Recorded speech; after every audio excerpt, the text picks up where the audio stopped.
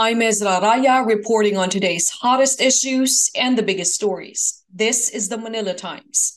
The Philippine Institute of Volcanology and Seismology, or PhiVolcs, said that Mayon Volcano in Albay, Bicol may erupt anytime soon as it continues to show signs of unrest. Alert level 2 has been raised for the cone-shaped ALP, which indicates low to moderate occurrences of earthquakes.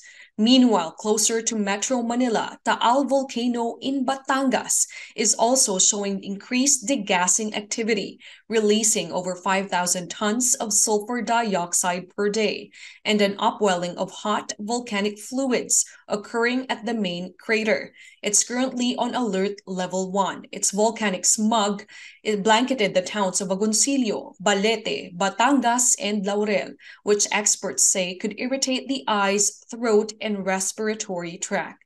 Here to give us an update is PhiVolcs Volcano Monitoring and Eruption Prediction Division Chief, Maria Antonia Bornas. Welcome to the Manila Times, ma'am.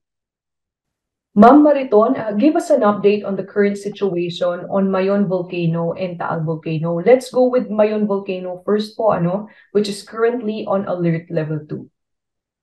Okay, so this morning at 10 o'clock a.m., we raised the alert level of Mayon to alert level 2 because mainly of increased incidence of rockfall events from the summit crater of Mayon. We've recorded 49 rockfall events. These do not include those that have not been detected or were too small to be detected by our seismic network. So these rockfall events signify that there is collapse of material from the summit lava dome of Mayon that is ongoing because the dome is being pushed out of the crater of Mayon. And that means that we may have either a pressurization within the volcanic conduit or new magma that may be trying to push its way up from the deepest parts of the volcano. Ma'am, are these volcanic activity connected? Kasi po, nauna po yung Taal, And then, yung Mayon naman is also showing increased activity. So, konektado po ba yung dalawa? Especially, they're more than 400 kilometers apart. No, they're not connected at all. Taal Volcano has its own magmatic system. It's fed by its own system, and even the large geologic region or the large geologic feature that forms its magma, the Manila Trench subduction zone, is quite different from the system that actually forms the magma of Mayon Volcano, which is the Philippine Trench system.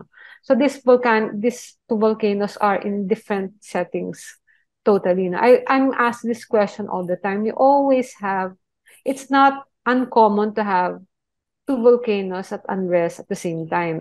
I forgot pala to say that for Taal is at alert level 1. We've not had any seismic activity of significance from Taal for a long time since the alert level was brought down to alert level 1 in July 2022. And the tremor coincided with a rise in the sulfur dioxide emission of Taal. It's not as significant as, again, in 2021, but again, it's still a rise. So we may be seeing a new spate of magmatic unrest, or maybe it's just another phase of degassing from Taal. So we will see. Ma'am, what is the likelihood of an eruption, of a volcanic eruption? And if ever, how big will the eruption be? For Taal, we are not seeing any of the parameters that we had in before the 2020 eruption. Definitely malayo. It's so far off. But we may, if the unrest continues and worsens, if we have more volcanic earthquakes, stronger tremor activity, maybe increased SO2 degassing, we may see a similar we may have eruptions similar to those we had in 2021 and 2022. So these were minor phreatomagmatic eruptions, very small. Some of them were actually just burst events from the main crater lake. So right now, that is what we are seeing. No? We do not have any parameters. We are not measuring any parameters that would suggest that the activity could get any worse than what happened in 2021. For Mayon volcano, an eruption is very likely. Mayon erupts quite frequently. It has been 5 years it last erupted, no? And Mayon is known to erupt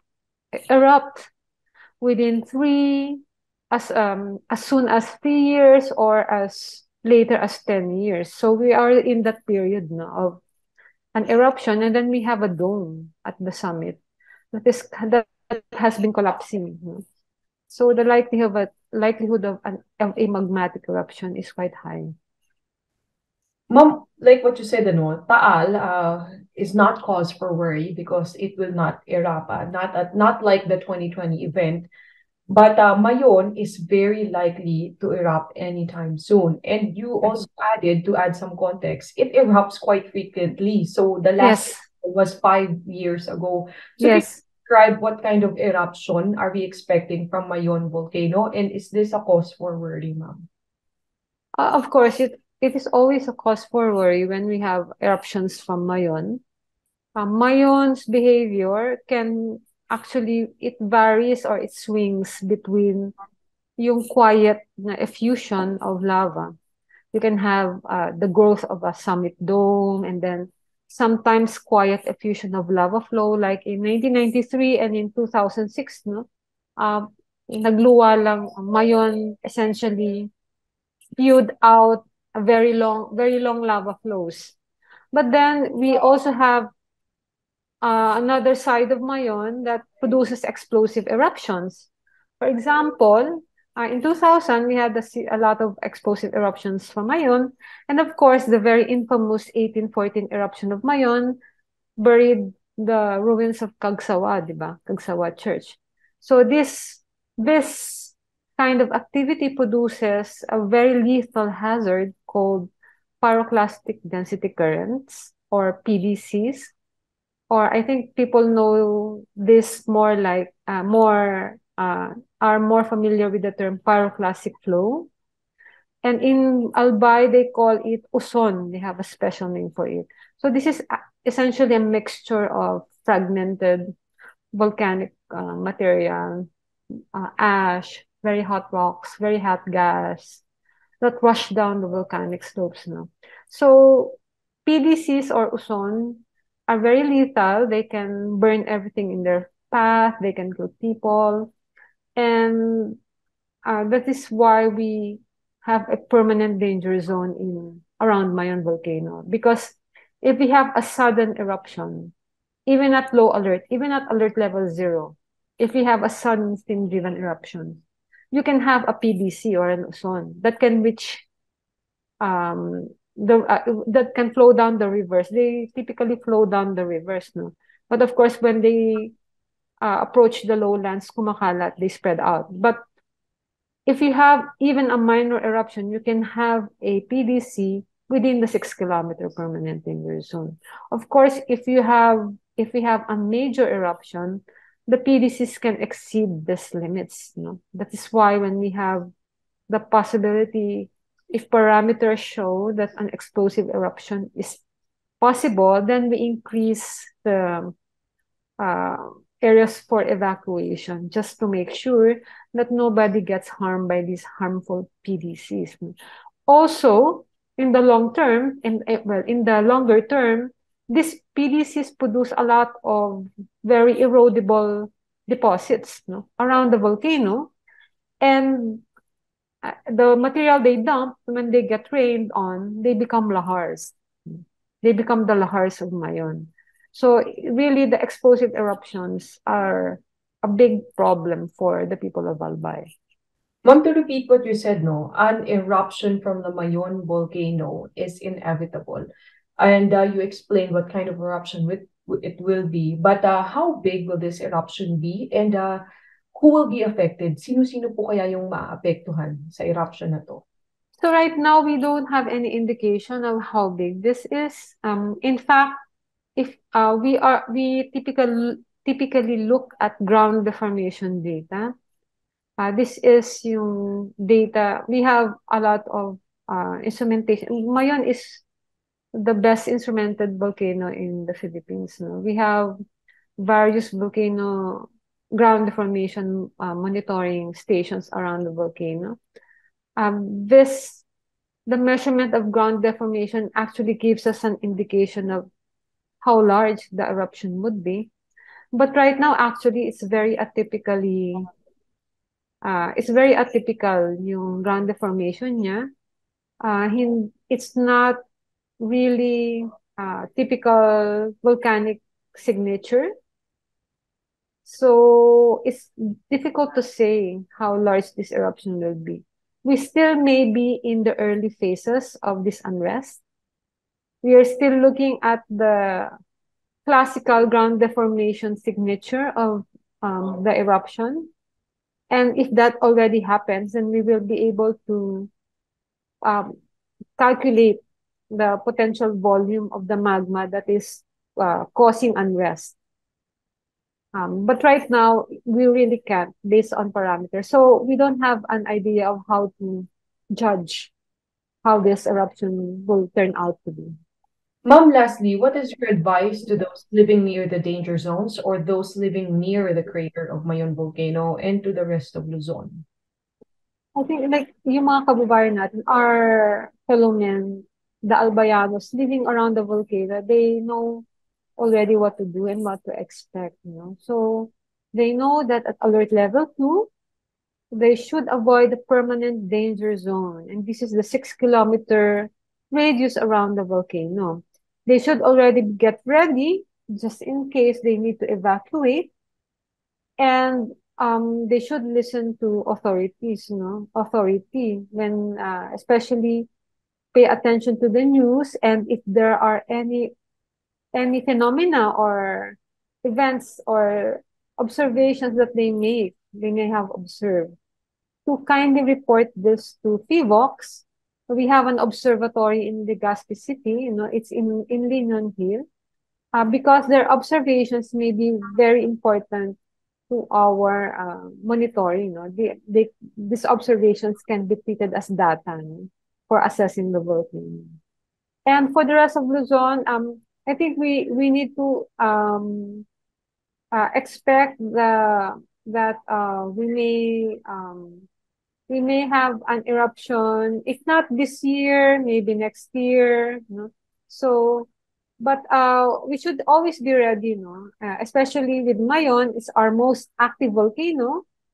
And by now, we should know that, for example, for yung mga airlines, to avoid the airspace around the volcano, because, they typically, a lot of aircraft try to fly past the edifice. So let's avoid this.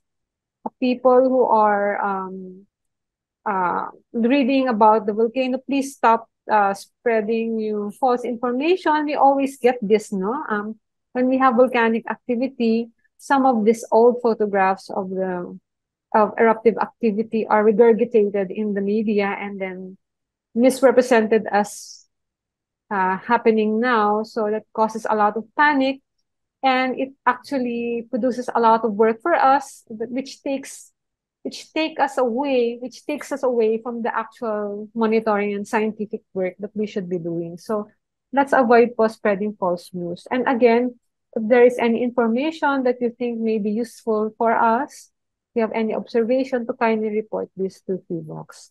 Thank you. Ma'am, isa pa po, yung volcanic smog. So, experts say it could irritate the eyes, throat, and respiratory. So, would you require or would you suggest that the public or anyone living near the volcanoes to wear face masks?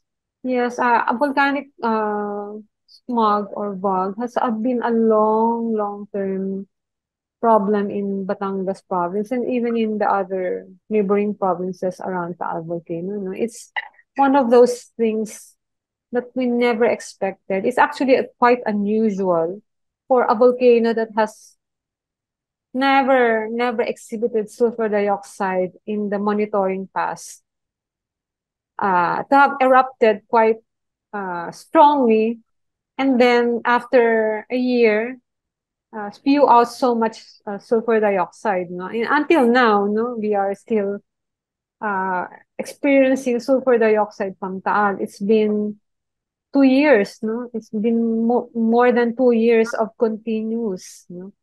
SO2 degassing. So, our kababayan, ang mga Batanggenyo, even Caviteños, and people from Laguna, and even Quezon, have been experiencing volcanic smog or VOG for a long period of time.